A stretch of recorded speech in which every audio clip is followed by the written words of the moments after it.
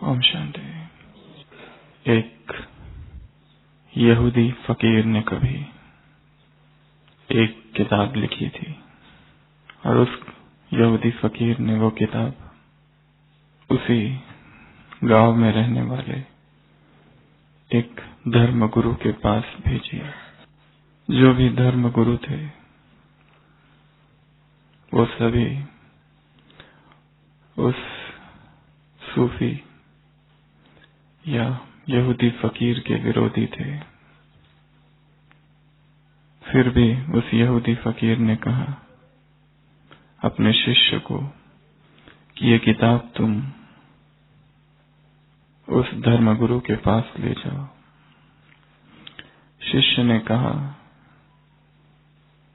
कि आप न भेजे तो अच्छा है, क्योंकि यहाँ के जितने धर्मगुरु हैं सभी आपके विरोधी है, न मालूम क्या व्यवहार करे। फिर भी उस फकीर ने कहा तुम ले जाओ। और वो शिष्य उस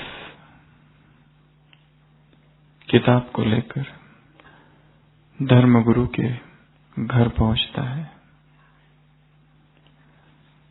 धर्मगुरु तब बगीचे में बैठा होता है अपनी पत्नी के साथ।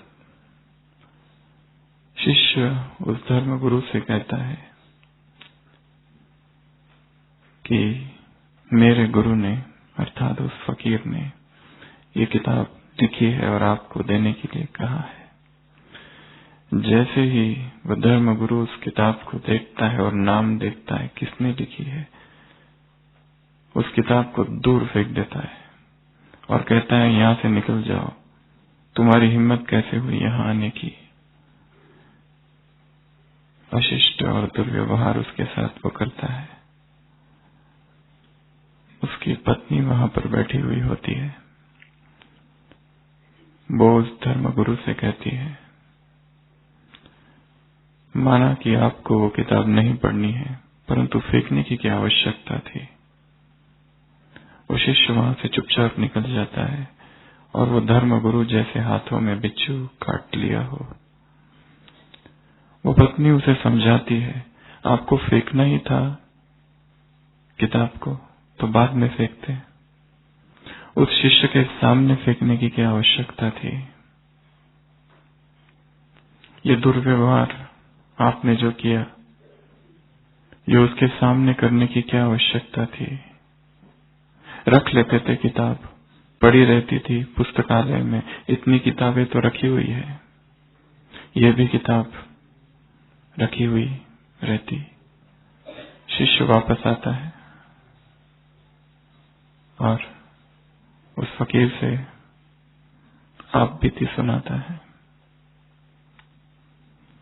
फकीर कहता है, वो शिष्य कहता है, वो पत्नी बहुत ही भली स्त्री थी कि जिसने अपने पति को समझाया और जिसने ये भी कहा था कि पुस्तकालय में रख देते किताब। परंतु वो जो धर्मगुरु था बड़ा ही कठोर था, बड़ा ही धर्म विरोधी था, आपका विरोधी था, बड़ा ही दुष्ट था। फकीर कहता है नहीं, वो जो धर्मगुरु था शायद कभी ना कभी मेरे पक्ष में आ सकता है, परंतु वो जो पत्नी है उसका आना मुश्किल है। दो व्यक्तित्व यहाँ पर है। मनोविज्ञान दो व्यक्तित्व की चर्चा यहाँ कर रहे हैं।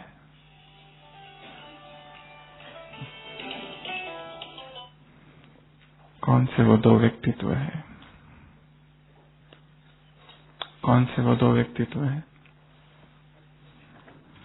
एक तो वो धर्मगुरु जिसके मन में विरोध है, जिसने उस किताब को फेंक दिया और जिसके लिए फकीर ने कहा कि हो सकता है भविष्य में वो आ जाए, मेरे पक्ष में हो जाए। हो सकता है जिसने आज वो किताब फेंक दी वो किताब को उठाएगा और पढ़ेगा। परंतु वो जो पत्नी है उसका मेरे पक्ष में आना बहुत कठिन है। क्यों?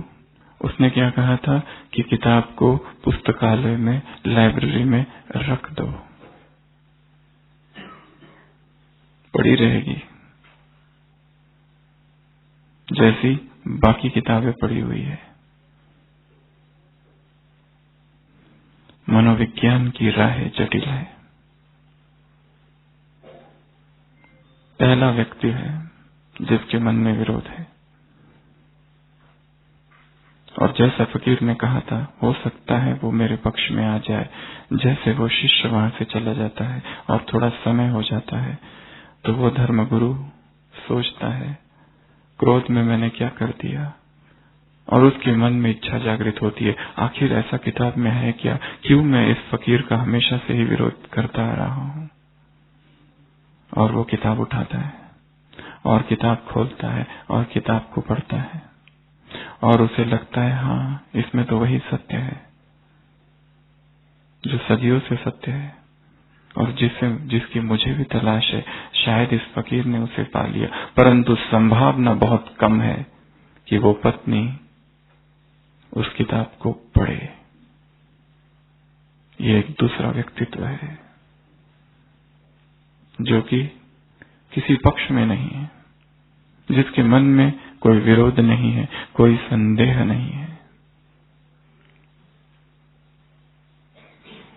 आज सुबह की अव्यक्तवाणी फॉलो फादर की 3 स्टेप्स बाबा ने बताई है एक जगह। उसमें से पहली है नोट करना। पहली क्या है? नोट करना। नोट हम कब से कर रहे हैं, सुन हम कब से रहे हैं, परंतु स्थिति उस पत्नी जैसी ही है। मुरलियों को हम जानते हैं, सारी पॉइंट्स हमको पता है, परंतु वो सुनना, चाहे मुरली या क्लास, वैसा ही है जैसे हम किसी पक्ष में नहीं है। खाली सुन रहे हैं क्योंकि जाना है इसलिए जा रहे हैं, मुरली सुनना है इसलिए सुन रहे हैं, क्लास सुननी है इसलिए सुन रहे हैं, परंतु कोई आंतरिक क्रांति घटित नहीं हो रही है।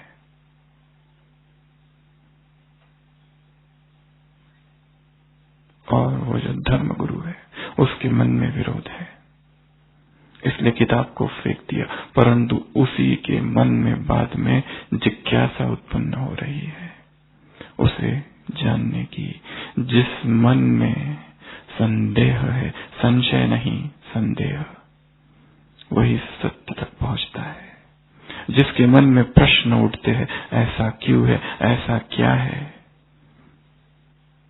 उसी के मन में सत्य को जानने की अभिप्सा जागृत होती है, और वहीं पर आध्यात्मिक क्रांति घटित होती है।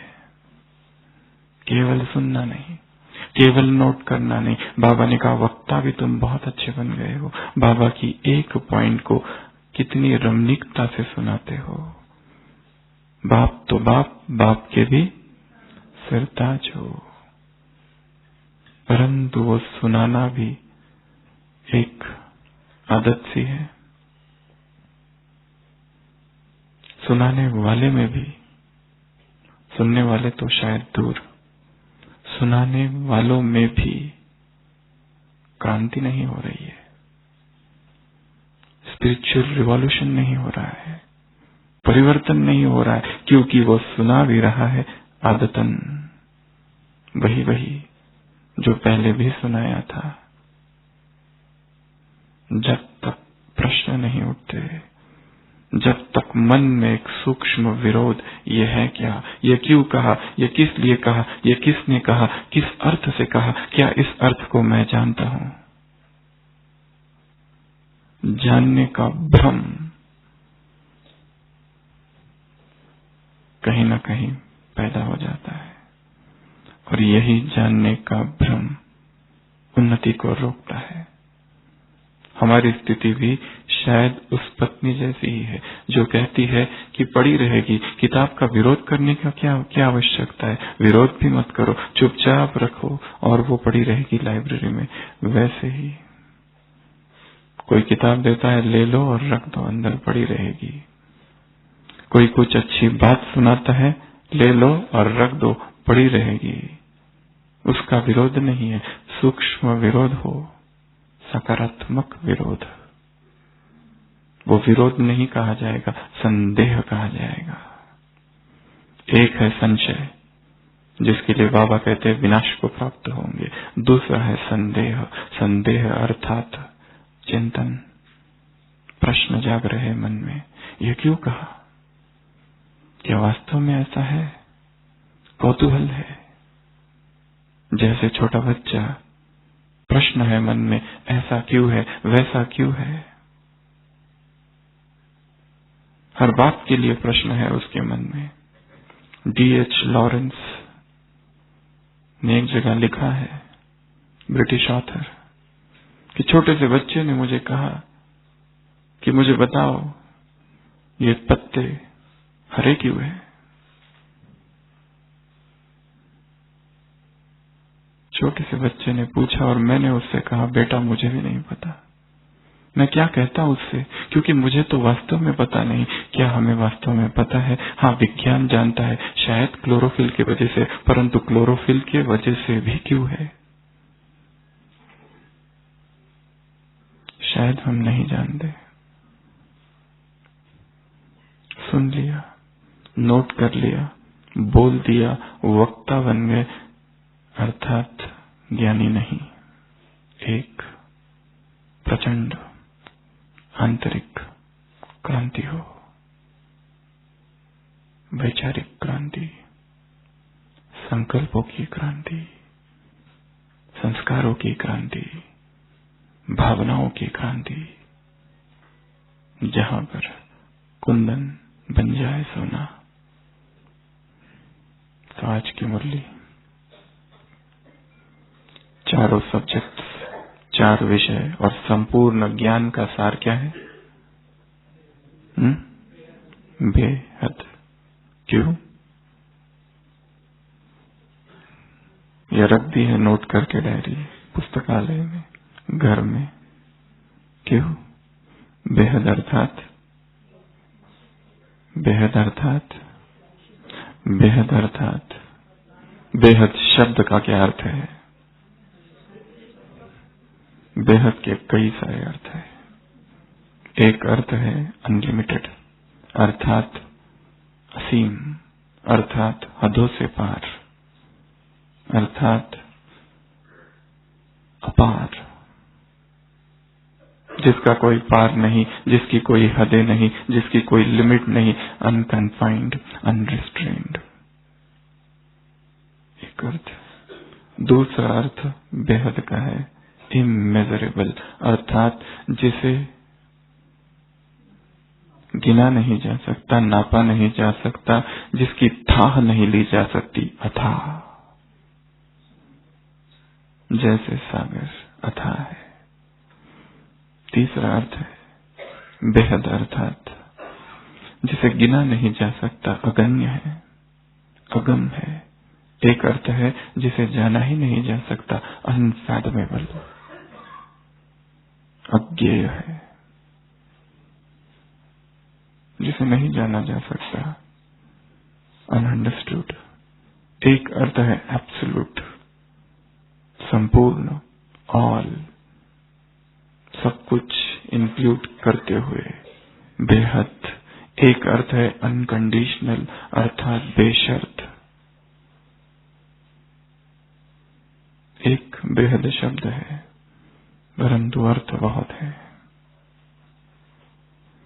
तो आज क्या तारीख है? 3। बाबा 5 तारीख को आ रहे हैं और ये वर्ष पूरा होने के लिए कितना दिन बाकी है? 28 दिन बाकी है। 28 दिन के बाद 2018 चालू होगा। तो बाबा ने आज की मुरली में कहा है, संपूर्ण ज्ञान का सार केवल एक शब्द है, बेहद।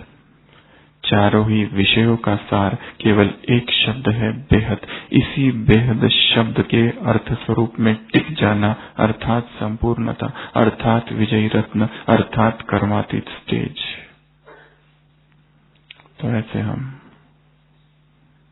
एक शब्द बेहद के मुरली में बताए हुए ऐसे 28 अलग अलग अर्थ, ऐसे 28 अलग अलग महावाक्य क्या है, उसकी थोड़ी सी चर्चा करेंगे। मुरली की शुरुआत में ही 7 बार बेहद शब्द है। एक भगवान के लिए, एक स्थान के लिए और 5 हमारे लिए। कौन आया है? बेहद का बाप, हद का नहीं, बेहद का, अनलिमिटेड। वेदों ने जिसके लिए कहा है नेति नेति, नासदीय सुक्त है ऋग्वेद में। सृष्टि से पहले कौन था पता नहीं, सृष्टि का कौन है कर्ता या विकर्ता, सृष्टि के पहले कौन था पता नहीं, किसने ये जगत बताया बनाया पता नहीं, करता है या अकर्ता वो पता नहीं, ऊंचे आकाश में रहता, सदा अध्यक्ष बना रहता, है या न है वो भी पता नहीं, जानता या न जानता वो भी नहीं पता, किसे भी पता नहीं, नहीं है पता। सुना होगा गीत, वह जिसे कोई नहीं जानता। क्या हमने जाना है? क्या हमने जाना है? एक छोटा सा बच्चा एक जल्दबाजी में पेंटिंग निकालता है। पिताजी आते हैं, पूछते हैं तुम क्या कर रहे हो बेटे? वो कहते हैं पापा मैं भगवान का चित्र निकाल रहा हूं। पापा कहते हैं बच्चे बेटा परंतु भगवान को तो किसी ने देखा ही नहीं, तुम भगवान का चित्र कैसे निकाल सकते हो?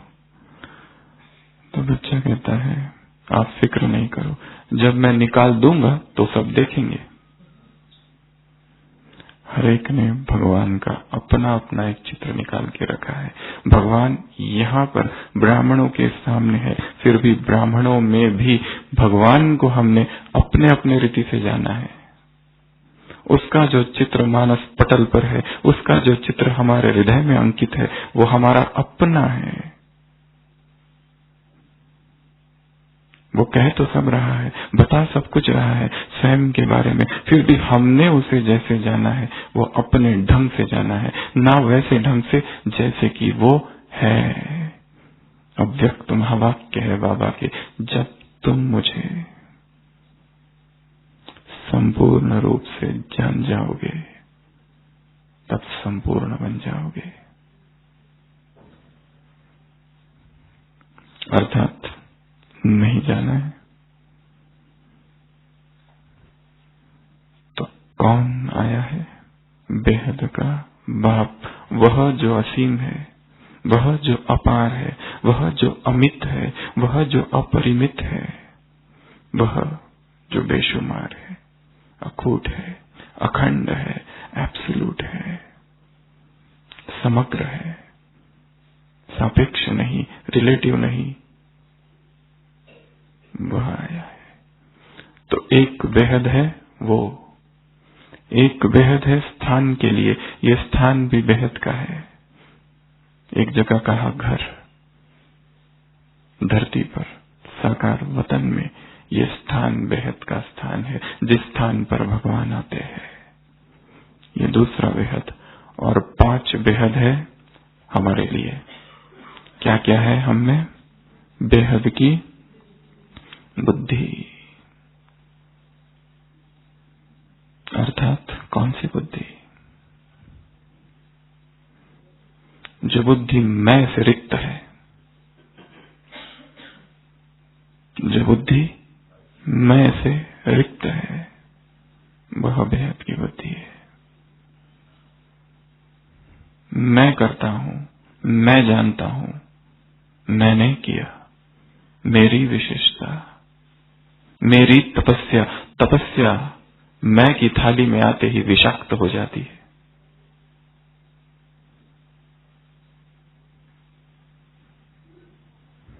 जब तपस्या मैं बनती है, व्यक्ति बनती है, विशैली बन जाती है। ऐसी निर्व्यक्ति तपस्या बेहद की बुद्धि, जिसमें गर्व नहीं, अभिमान नहीं। दूसरा बेहद की दृष्टि, बेहद की वृत्ति, बेहद के सेवाधारी, बेहद की स्थिति। बेहद की दृष्टि अर्थात विहंगम दृष्टि, एक ऊंची दृष्टि, एक ऐसी दृष्टि जो पहले न थी। विदेश में एक बहुत ही प्रसिद्ध पेंटर, चित्रकार कभी हुए थे, विंसेंट वैन गॉग। शायद ही उसकी प्रतिभा का कोई दूसरा चित्रकार इस धरती पर अब तक हुआ है। फ्रांस के किसी स्थान पर बैठकर वो एक संध्या सूर्यास्त का चित्र बना रहा था। एक महिला उसके पास आई और वो देखने लगी उस चित्र को। ऐसा अद्भुत, अप्रतिम, अनूठा, अद्वितीय चित्र था वो कि वो देखते ही रह गई और उससे कहने लगी, आप यहीं रुको, मैं अभी अभी घर जाती हूँ, भागती हूँ और मेरे भाई को, मेरे पिता को, मेरी बहन को, मेरी माँ को बुलाकर बताती हूँ कि ऐसा सूर्यास्त यहाँ हो रहा है। सूर्य सागर का किनारा है, साहिल पर बैठकर वो चित्र निकाल रहा है। वैन गॉग उससे कहता है, परंतु तुम्हें जाने की क्या जरूरत है, सूर्यास्त तो वहां पर भी हो रहा होगा। वो कहती है, नहीं, मैं कितने सालों से यहाँ रहती हूँ, कई सूर्यास्त हमने देखे हैं, परंतु आपने जो बनाया ऐसा नहीं देखा। शायद अब तक जो देखा वो देखा ही नहीं, पहली बार आप दिखा रहे हो, ये है सूर्यास्त। जो सूर्यास्त देखा वो देखा ही नहीं, जो जाना वो जाना ही नहीं, देखते हुए भी अनदेखा रह गया है। आप आए तब हम जान रहे हैं, इसे कहते हैं सूर्यास्त। संसार तो पहले भी था, संसार को तो पहले भी देखा था, परंतु जो तुमने दिखाया वैसा नहीं देखा था, जो तुमने दृष्टि दी वैसी नहीं देखी, उस दृष्टि से नहीं देखा। तीसरा नेत्र उसने जो प्रदान किया, उस दृष्टि से देखना, अर्थात बेहद की दृष्टि, बेहद की वृत्ति। जो संकल्प होंगे वैसी ही वृत्ति होगी। बेहद की स्थिति, बाबा कह रहे हैं तुम सबकी कैसी है, बेहद की स्थिति है, हद की स्थिति नहीं जो कि डावाडोल होती रहे। बेहद की स्थिति, श्रेष्ठ स्थिति, अचल अडोल स्थिति, महान स्थिति, ऐसी तुम्हारी है, भगवान ऐसे कह रहे हैं। बेहद के सेवाधारी, अपने घर की खाली सेवा करने वाले नहीं, एक व्यक्ति की सेवा करने वाले नहीं, एक परिवार की सेवा करने वाले नहीं, एक समाज की सेवा करने वाले नहीं, एक राज्य की सेवा करने वाले नहीं, एक राष्ट्र की सेवा करने वाले नहीं, किंतु समूचे विश्व की सेवा करने वाले, ऐसे बेहद के सेवाधारी। तो आज कौन किसको देख रहा है? बेहद का बाप बेहद स्थान पर बेहद सेवाधारी बच्चों की बेहद स्थिति को देख रहा है, बेहद दृष्टि को देख रहा है, बेहद वृत्ति को देख रहा है। तो ये 7 बेहद, उसके बाद 4 और 28 दिन बाकी है नए साल को। एक एक दिन एक एक पर काम करना है। फिर 4 में पहला, the first and the last, आदि और अंत। इसका आधार भी क्या है? बेहद। उसमें बाबा ने उदाहरण दिया है, जब तुम ज्ञान में आते हो, बाप के बनते हो, मर्जीवा बनते हो, तो बेहद आत्मिक स्वरूप में स्थित रहते हो। हद देह है, देह से तुम ऊपर उठ गए हो। आत्माभिमानी स्थिति बेहद की स्थिति है। और अंत सभी रिश्तों से पार। कौन सी स्थिति? फरिश्ता स्थिति। वो भी बेहद की स्थिति है। The first and the last, the alpha and the omega, आदि और अंत, प्रथम और अंत। ये कैसा है तुम्हारा? बेहद का है, हद का नहीं है, गिनने वाला जैसा नहीं है, अगण्य है, बेशुमार है, अथाह है, एब्सोल्यूट है, समग्र है। पहला। दूसरा, पुरुषार्थ और प्राप्ति, ये दोनों ही तुम्हारे बेहद है। पुरुषार्थ भी बेहद तो प्राप्ति भी बेहद की है। क्या ऐसा पुरुषार्थ बेहद है? स्वयं से प्रश्न पूछना है। यदि स्वयं के मन में प्रश्न नहीं उत्पन्न हो रहे तो स्थिति वैसी ही है। जो किताब आई है उसको पुस्तकालय में रख दो। कम से कम देने वाले को बुरा तो न लगे। लक्ष्य और लक्षण। तीसरा, लक्ष्य भी बेहद का तो लक्षण भी बेहद के। परंतु जब लक्ष्य बेहद का होगा तो ही लक्षण बेहद के आएंगे। Not failure but low aim is crime. अंग्रेजी में कहावत है, असफलता नहीं अपराध, परंतु छोटा सा ध्येय रखना यह अपराध है। ध्येय को कैसे रखो? बहुत ऊंचा। केवल पास होने का लक्ष्य रखो तो फेल ही होंगे। हाँ, फर्स्ट होने का लक्ष्य रखो तो कम से कम पहले 5 में आ सकते हो। Not failure but low aim is crime. तीसरा, स्मृति बेहद और समर्थी बेहद। तीसरा नहीं, चौथा, स्मृति और समर्थी। जैसी स्मृति है वैसी ही समर्थी है। कुरुक्षेत्र के मैदान में अर्जुन खड़ा है और अचानक कमजोर हो जाता है। क्यों? क्या हो गया?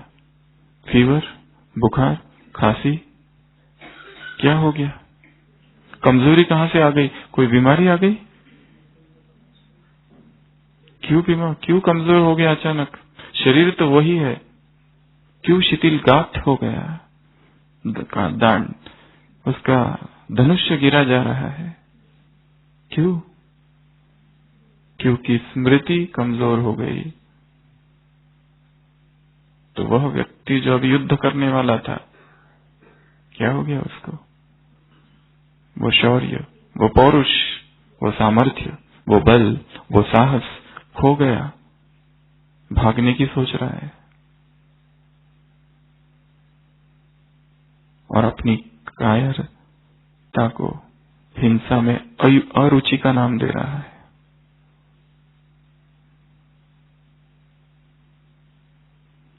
स्मृति बेहद की तो समर्थी होगी, वो भी बेहद की। तो 4, the first and the last, पुरुषार्थ और प्राप्ति, लक्ष्य और लक्षण, स्मृति और समर्थी, 4। उसके बाद में 2 और अनेक मेरे जो है उसको क्या कर दो? एक मेरा तो एक शिव बाबा, दूसरा न कोई इसमें समा दो, इस बेहद के मैं में समा दो, इस बेहद के मेरे में समा दो। अनेक जो है हदों में क्या है, अनेक है हदें।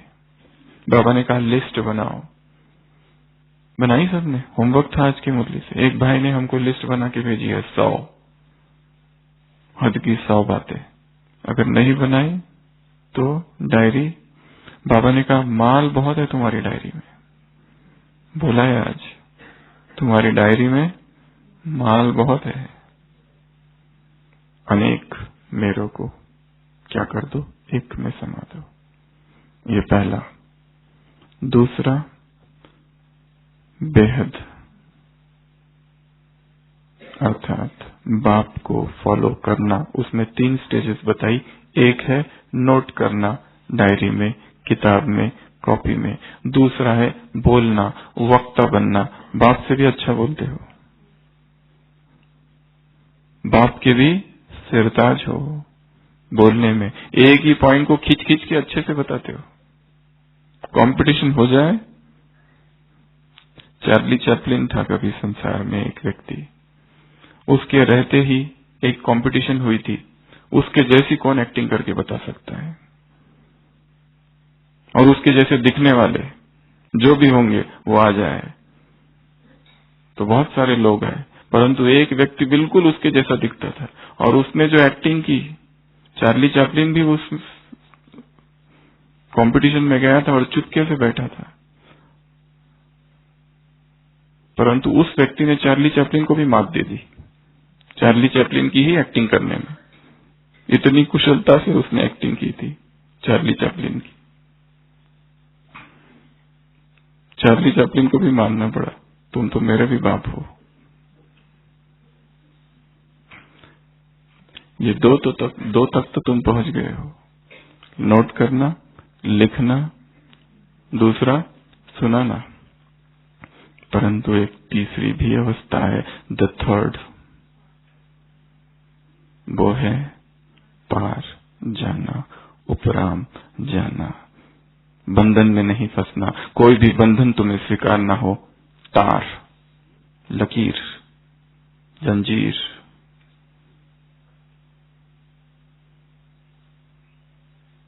कोई भी तार, कोई भी जंजीर, कोई भी लकीर। कर्म जो है वो भी एक कल्पवृक्ष है। कितनी सुंदर उपमा की है। 5वीं जो डाली है वो कौन सी है? सोने की, हीरे की, डायमंड डाली, डायमंड ब्रांच। और उसमें सोने की जंजीरें कौन सी है? हद की कामना। श्रेष्ठ कर्मों में हद की कामना, ये भी बंधन है। बंधन तो बंधन है। विकर्म छूट गए, पाप कर्म छूट गए, अब कौन से कर्म कर रहे हो? श्रेष्ठ कर्म कर रहे हो। ये है हीरे की डाली। परंतु उस श्रेष्ठ कर्म में, उस श्रेष्ठ सेवा में, उस बेहद की सेवा में हद की कामनाएं लाना, ये क्या है? बंधन। सेवाएं बहुत की, परंतु मैंने किया, ये बंधन। रामकृष्ण एक कहानी बताया करते थे 3 डाकुओं की। जंगल से एक व्यक्ति गुजरता था, 3 डाकुओं ने उसे पकड़ा। एक डाकू ने उसे इतना मारा, इतना मारा, इतना मारा। दूसरे डाकू ने उसे बांध दिया रस्सी से झाड़ पर। तीसरा डाकू बेचारा, थोड़ा सा दया आ गई उसको उस व्यक्ति पर, तो उस तीसरे डाकू ने उसे खोल दिया जब दूसरे 2 डाकू सो रहे थे, और उस व्यक्ति से कहा कि तुम यहां से चले जाओ, वो रास्ता है गांव की तरफ का। पहला डाकू है तमोगुण, बहुत मारता है। दूसरा डाकू है रजोगुण, जो बांध के रखता है। परंतु जो छुड़ाने वाला है वो भी डाकू ही है, क्योंकि श्रेष्ठ कर्म, महान कर्म, पुण्य कर्म जो करते हो उसमें भी अहम आ जाता है। वो केवल रास्ता बता सकता है, वो देखो वहां है। वो सतो प्रधान अवस्था नहीं है, वो भी सतो है। सतो में भी बंधन है, सतो में भी बंधन है। इसके लिए तीनों ही डाकुओं से पार जाना है, सतो, रजो, तमो। बाबा कहते हैं सतो प्रधान। अपने आप को देखो, कौन से बंधन है, कौन सी हदें है, कौन सी जंजीरें है, कौन सी सलाखें है, कौन सा पिंजरा है। सोने की जंजीरें। कौन है जिसने मुझे रोका है? कौन सा संस्कार है जो मुझे बढ़ने नहीं दे रहा है? और क्यों उससे छूट नहीं पा रहा हूं? इतने लंबे समय से ये बंधन क्यों चल रहा है? और अपने ही बंधन को हमने संबंध कहा है, अपने ही दुख को हमने सुख की परिभाषा, सुख की संज्ञा दे रखा है, इसलिए उससे छूट ही नहीं पा रहे। है दुख, है असार, सार समझा है कुरूप, सुंदर समझा है।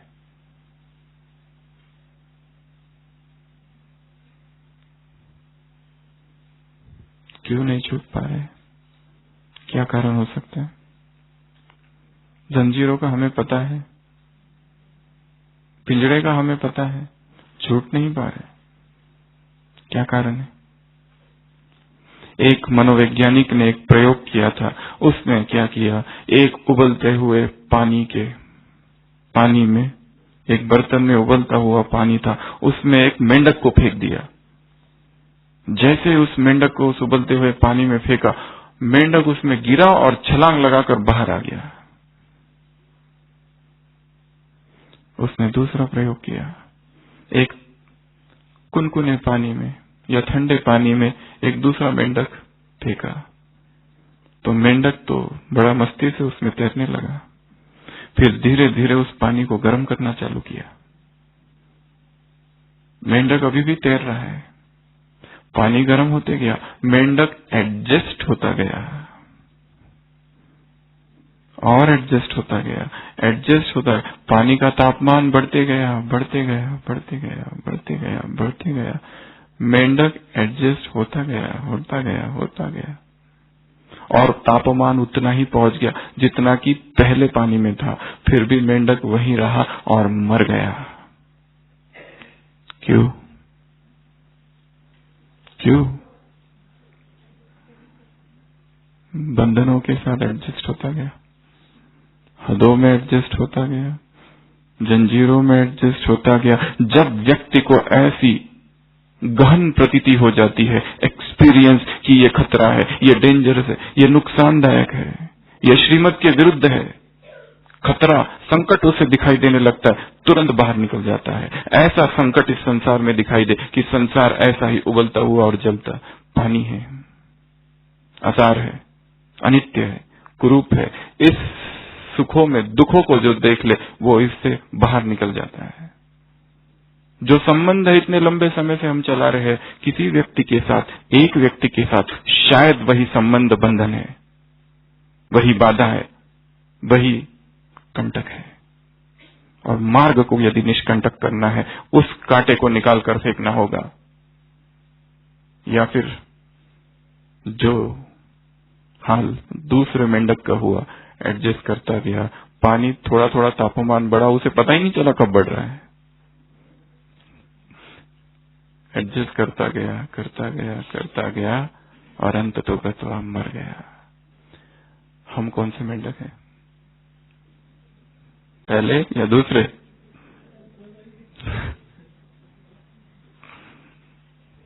यह जान लो, यह हद है, यह जान लो, ये लकीर है, ये तार है।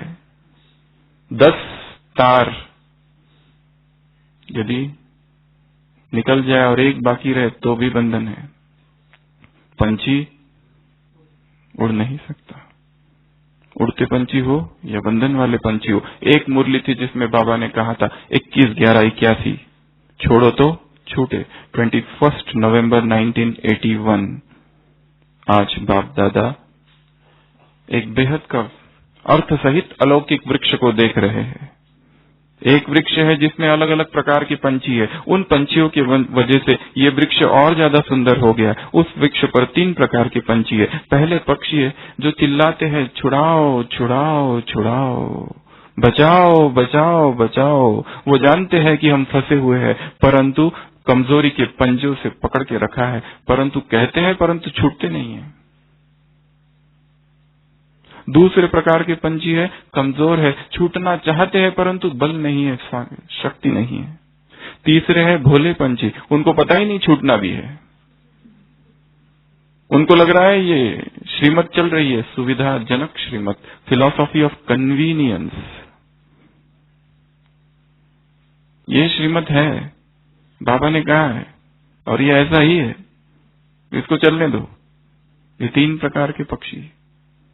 कुछ पक्षी है जो उंगली पर है, वो श्रीमत वाले हैं, जो बाप की उंगली पर, बाबा इधर है, वृक्ष सामने है, कुछ उंगली पर बैठे हैं जो श्रीमत पर चलने वाले। कुछ पंछी है जो इर्द गिर्द घूम रहे, देखेंगे, करेंगे, सोचेंगे, गे गे का गीत गाने वाले हैं। छोड़ो तो छूटे हो। पकड़ा किसने है? तुमने पकड़ा है, छोड़ो। दूसरा कैसे छोड़ेगा? और दूसरे के छोड़ने से तुम नहीं छूट सकते।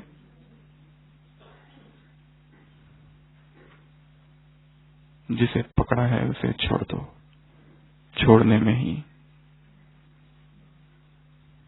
भलाई है। एक चील मांस का टुकड़ा लेकर आकाश में उड़ रही थी, उसके पीछे बहुत सारे पक्षी उसका पीछा कर रहे थे। उस चील को लगा ये सब मेरे पीछे क्यों है, वो और तेजी से भागने लगी चील, और अचानक उसके पंजों में जो मांस का टुकड़ा था वो गिर गया, और जैसे ही मांस का टुकड़ा गिरा वो सारे पक्षी उसके जो पीछे थे उसको छोड़ दिया और मांस के टुकड़े के पीछे चले गए। वो पंछी झाड़ पर बैठता है और फिर सोचता है ये मेरे पीछे नहीं थे, उस मांस के टुकड़े के पीछे थे। उपनिषद कहते हैं वो पक्षी तुम हो। साक्षी स्थिति में बैठकर देखो कि ये बंधन है, उसको छोड़ो तो उसके पीछे जो दुखों के पक्षी तुम्हारा पीछा कर रहे वो भी तुम्हें छोड़ देंगे। छोड़ो तो छोटे। 7 + 4 + 2 कितने हो गए? 11 13। अब माताओं से मुलाकात, उसमें 6 बेहद। माताएं कौन है? बेहद की जगत माताएं एक। दूसरा जगत कल्याणी है, घर की कल्याणी नहीं है, बेहद की कल्याणकारी है, बेहद की कल्याणकारी और बेहद की माता। बाबा ने माताओं को क्या क्या कहा? और ये 2 उसमें से बेहद के। कौन है माताएं? गुरुमुख। कौन है माताएं? गौमुख। कौन है माताएं? बाबा कौन है? गोपाल है, वो गोपाल है, वो गोपाल है। वंदे मातरम कहा बाबा ने, भले पधारे कहा, अनुभवी हो कहा, बाकी तो टीचर्स को तो ट्रेनिंग देनी पड़ती है। एक मुरली में बाबा ने कहा था बाप को कुमारियों से अधिक प्यार है। क्यों? क्योंकि इधर उधर ज्यादा फंस जाती है, इसके लिए उनको प्यार ज्यादा करना पड़ता है। ऐसा बाबा ने कहा था। तो माताओं के लिए 2, बेहद की जगत माता और बेहद की कल्याणकारी। हद की कल्याणकारी नहीं, एक घर की कल्याणकारी नहीं, विश्व की, सारे जगत का सोचने वाली यह स्थिति। ये 2 फिर से माताओं से बात की है, उसमें और 4 बेहद। पहला बेहद का अविनाशी सितारा, चमकता हुआ और दूसरों को प्रेरणा देने वाला, ऐसे तुम हो। दूसरा बेहद के सुहागिन, सदा स्मृति का तिलक लगा हो, ऐसे सुहागिन। बेहद के उड़ता पंछी, फिर एक बार यहाँ पर बंधनों की बात की। उड़ो। अगर किसी को प्लेन में जाने की आदत पड़ जाए फिर तो बाकी सब, ट्रेन तो बिल्कुल पसंद नहीं आती, और बाकी तो बैलगाड़ी जैसा ही लगता है। प्लेन तो जब समय है उड़ने का तो चढ़ती कला भी कहाँ क्या है, फिर वो ट्रेन ही है। और जिस समय जमा करने का समय, जो समय है वही काम करो। जागने का समय है तो सो नहीं, वेला है जागरण की, जागो है आत्मन। तो बेहद का अविनाशी सितारा, बेहद की सुहागिन, बेहद का उड़ता पंछी, और चौथा बेहद के अधिकारी। मेरा राज्य, मेरा भाग्य, मेरा भगवान। तो माताओं के लिए ऐसे 6 बेहद। फिर सेवाधारियों से मुलाकात, उसमें 7-8 बेहद। सबसे पहला सेवाधारियों को बाबा कह रहे हैं, तुम्हें बेहद की गिफ्ट मिली है मधुबन में। बेहद की गिफ्ट या बेहद का वरदान कौन सा? सेवा में कौन कौन आए हैं सेवाधारी? तो सबको कौन सी गिफ्ट मिली है यहाँ आते ही? सेवा ही गिफ्ट है। भगवान के यज्ञ में सेवा करना कितनी बड़ी गिफ्ट है, कितना पुण्य जमा हो रहा है। निमित्त बन रहे हो, समय पर निमित्त बन रहे हो, भगवान के कार्य में सहयोग दे रहे हो, कितनी बड़ी बात है। हम भूल जाएंगे पर वो नहीं भूलेगा कि ये वो आत्माएं थी जब मैं धरा पर आया। द्वापर से तो हम उसे भूल जाएंगे पर उसे तो याद रहेगा कि नहीं। ये वही आत्मा है जिन्होंने मुझे सहयोग दिया था, ये वही आत्माएं है जिन्होंने अपना सर्वस्व मेरे यज्ञ में स्वाहा किया था, होम कर दिया था, अर्पित कर दिया था। ऐसी ये समर्पिता है, उसे तो याद रहेगा ना। तो बेहद का वरदान, बेहद की गिफ्ट। दूसरा, बेहद की विशेषताएं। बाबा ने कहा तुम सभी बेहद के हो, तुम सब में बेहद की विशेषताएं है। और बाबा हर एक बच्चे की विशेषता सामने रखता है, कोई भी साधारण कर्म ना हो। स्वयं में भी है और दूसरों में भी विशेषताओं को देखना, बेहद की विशेषताएं। तीसरा, बाबा ने कहा जब भी कोई सेवा करते हो, प्लान बनाते हो, बाप समान बेहद की स्थिति में स्थित रहो, फिर प्लान बनाओ, फिर सेवा करो। तीसरा, बेहद का पहला स्टेप। ट्रैफिक कंट्रोल बजेगा। अब तक जितनी बातें बताई अपने मन में, उस एक शब्द को आंखों के सामने लाओ, बेहद, और उस एक शब्द के अर्थ स्वरूप में टिक जाना। बेहद का बाप, बेहद के सेवाधारी, बेहद की दृष्टि, बेहद की वृत्ति, बेहद की बुद्धि, बेहद की स्थिति, बेहद के एक मैं में सारे मैं समाये हुए, बेहद के फॉलो फादर, बेहद के सुहागिन, बेहद के चमकता हुआ सितारा, बेहद के उड़ता पंछी, बेहद के अधिकारी। और अभी जो बात कही बेहद के सेवाधारियों में, सबसे पहली पॉइंट बताई थी गिफ्ट, बेहद की गिफ्ट, बेहद की विशेषताएं। कुछ और बचे हैं ट्रैफिक कंट्रोल के बाद, तब तक इस शब्द में स्थित हो जाएंगे। तीसरा, बेहद की पहली स्टेप। और वो पहली स्टेप कौन सी है? अपनेपन की भावना। सभी को क्या लगे, ये मेरे हैं। जैसे बाबा के लिए कहते हो मेरा बाबा, उसी तरह कभी ये नहीं कहते हो कि तेरा बाबा। उसी तरह सब क्या कहे, ये मेरा है, ये हमारे है, ये हमारापन महसूस होना सेवाओं में, ये है फर्स्ट स्टेप, पहली स्टेप। तो बेहद की पहली स्टेप। चौथा, बेहद का प्लान। जो भी प्लान्स बनाओ वो बेहद के हो, वो ऐसे प्लान हो जिसमें हमारे साथ साथ बाकियों का भी कल्याण हो। तो ये पहले 4, फिर और 4, बेहद की शुभ भावना और शुभ कामना।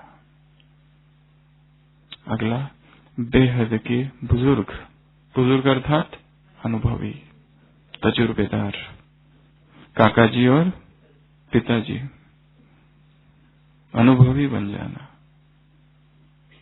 एक स्वयं के अनुभव से, एक दूसरों के अनुभव से, जो जीवन में चोटें खाई है, जो हर्ट हुए हैं, जो इस ब्राह्मण बनने के बाद के जीवन में जो कुछ अनुभव आए हैं, वो केवल अनुभव मेरे तक सीमित न रह जाए, परंतु सारे विश्व के, सारी दूसरी ब्राह्मण आत्माएं भी उससे लाभ उठाए। जो गलतियां मैंने की, जो चोटें मैंने खाई, जिस गलती की वजह से मैं गिरा, जो विकार ने मुझे सताया, अब मुझे मदद करना है दूसरों को। जो गलतियां मैंने की, अब वो गलतियां वो ना करे। जिसको मैंने एकदम छोटी सी चीज समझी थी और वो कितनी बड़ी बन गई।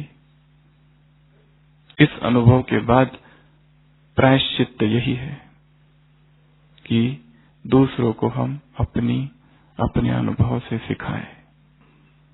ये भी एक सेवा है। बेहद के स्नेह के भंडार बनो। हर दृष्टि में, हर संकल्प में क्या हो, आत्माओं को स्नेह नजर आए। और लास्ट, तंदुरुस्ती। तंदुरुस्ती की परिभाषा,